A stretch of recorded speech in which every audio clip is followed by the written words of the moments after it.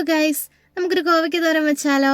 അപ്പോൾ ആദ്യം തന്നെ ഒരു ടേബിൾ സ്പൂൺ ഓയിൽ ഒഴിച്ച് അതിലേക്ക് കടുക് പൊട്ടിച്ച് ഇനി ഒരു കുഞ്ഞു സവോള, 3 പച്ചമുളക്, 2 വത്തൽമുളക് ഇത്രയും ചേർത്ത് കൊടുത്ത് നല്ലതുപോലെ ഒന്ന് മിക്സ് ചെയ്തെടുക്കണേ.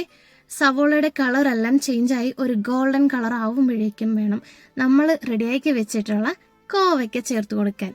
മറക്കരുത്, ഫ്ലെയിം ലോയിൽ ഇട്ടിട്ട് വേണം ഇതെല്ലാം ചെയ്യാനായിട്ട്, ഇല്ലെങ്കിൽ കരിഞ്ഞു പോകും. അപ്പോൾ കോവയ്ക്ക ചേർത്ത് കൊടുക്കുന്നുണ്ട്. കോവയ്ക്ക ചേർത്ത് വയ്ക്കും. നമ്മുടെ മഞ്ഞൾപ്പൊടി ചേർത്ത് കൊടുക്കണം. അതൊരു 1/4 ടീസ്പൂണാണ് ഞാനിവിടെ ചേർത്ത് കൊടുത്തിട്ടുള്ളത്. എന്നിട്ട് ഒന്നുകൂടെ ഒന്ന് മിക്സ് ചെയ്ത് കഴിയുമ്പോഴേക്കും നമുക്ക് ആവശ്യത്തിനുള്ള ഉപ്പ് ചേർത്ത് കൊടുക്കാം. ഞാനിവിടെ 1/2 ടേബിൾ സ്പൂൺ ഉപ്പാണ് ചേർത്ത് കൊടുത്തിട്ടുള്ളത്.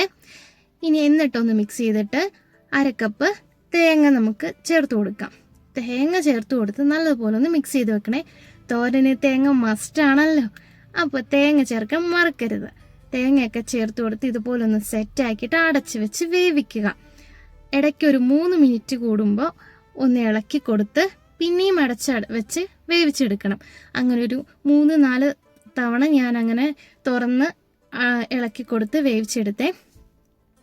അപ്പോൾ നമ്മളുടെ തോരൻ ഇവിടെ റെഡി ആയിട്ടുണ്ട്. ഇതാണ് നമ്മളുടെ കോവയ്ക്ക തോരൻ. എൻ്റെ വീഡിയോ ആദ്യമായിട്ട് കാണുന്നവരാണെങ്കിൽ സബ്സ്ക്രൈബ് ചെയ്യണേ. അപ്പോൾ ഇതെല്ലാവരും ഈ റെസിപ്പി ഒന്ന് ട്രൈ ചെയ്ത് നോക്കണം.